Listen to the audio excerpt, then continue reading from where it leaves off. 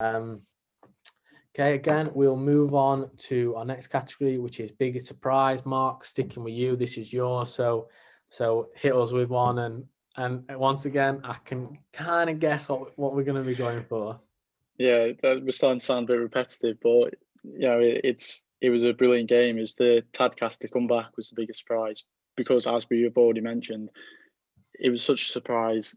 The performance in the second half because of how bad they were in the first half. It was a completely different team that came onto the pitch in the second half.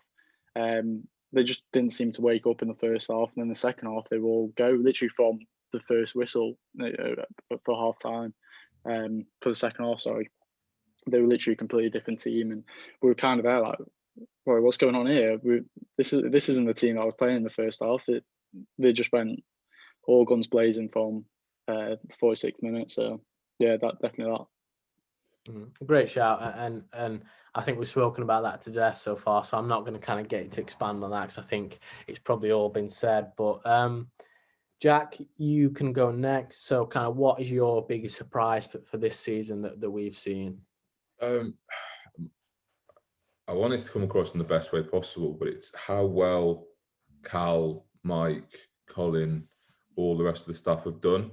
I think we went. Was it 13 games unbeaten? They were, or in 90 minutes, I think. Until mid-December. Until Widnes, they'd not lost a game in 90 minutes this season. So to go from August to December without losing a game in 90 minutes, ridiculous.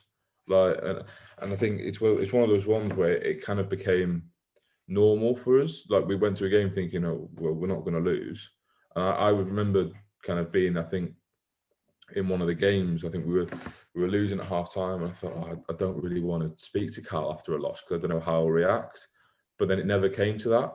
And I just think that, as I kind of mentioned before, like, they're 27, him and Mike.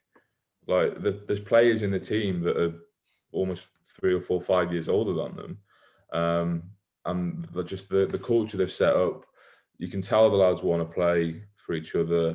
The environment, like when we go to training sessions, you'd be sat there trying to either take a photo or get a recording, and you just be giggling at stuff that Cal or Mike or Brookie or someone like that is saying. It was just really enjoyable to be there, and I think that they deserve credit for what they've set up and how well they've done. Because I don't think anyone would have expected them to. There was probably a lot of people that thought it was not a dodgy appointment, but questioned Cal coming in, and he's answered those questions, answered those critics emphatically. So I think those two deserve credit. Yeah. Yeah, really good point. I think you answered everything that you could kind of want to put forward for an argument. So fair dues for that, Vlad. I'm worried, right, that you've not given me something of a curveball, of a sarcastic or a weird answer, right? And the biggest surprise provides you with the chance to do that, right? So if you're never going to do it now. Yep. You knew it was coming. I'm going to throw a curveball at you. I'm going to go for the pitch at the Millbank. I mean, I don't know about you, but when I'm thinking 8th tier, pitches, I'm thinking muddy, dirty, not to the best standards, but I don't know what it is. The groundsman at Millbank is just amazing. With that pitch. You are obsessed with that pitch. It literally is a carpet. In fact, I think the UK government should advertise it as a cultural trip. You should go to the Millbank for a cultural trip. It is just that good. It's just groundsman. To be fair, Vlad's got a good point.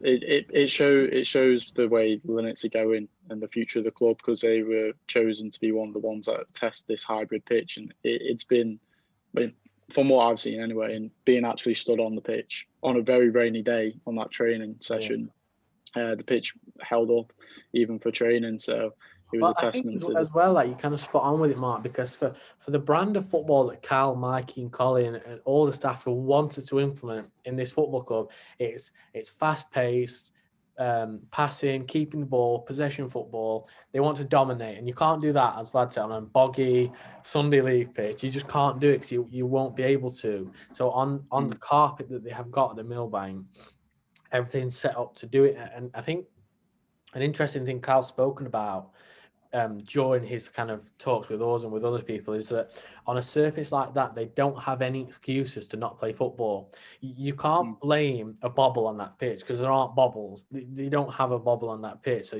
if you miss a sitter, a bobble didn't happen because, as Vlad said, that pitch is immaculate for the level. And as Vlad said, again, this is like the eighth, ninth tier of football we're operating at, and they've got a pitch that good. So yeah, I think. Go on, Vlad. I'll give you your fair dues for that. For me and my biggest surprise this year, put a bit of a downer on it, but I'm gonna go the Widnes performance because although I get it that teams can have off days and off games, and after the season that Cal and his staff and his team had, you can't argue against them having that, but. Me and Jack both went to that game, 19th of December, freezing cold, nearly Christmas, and it was shocking. It was shocking. If as Vlad said, if I'm calling a spade, it was shocking. And Jack will back me up 100% with that. Just lackluster. I don't know what it was, but yeah, for me, that Widnes game, the sloppy performance, poor result against your rivals. Me and Jack had the ultras behind the goal, giving it the big one when they scored. So yeah, for me, 13-year-old Widnes fans. Biggest surprise is just that performance and loss to Widnes. Yeah.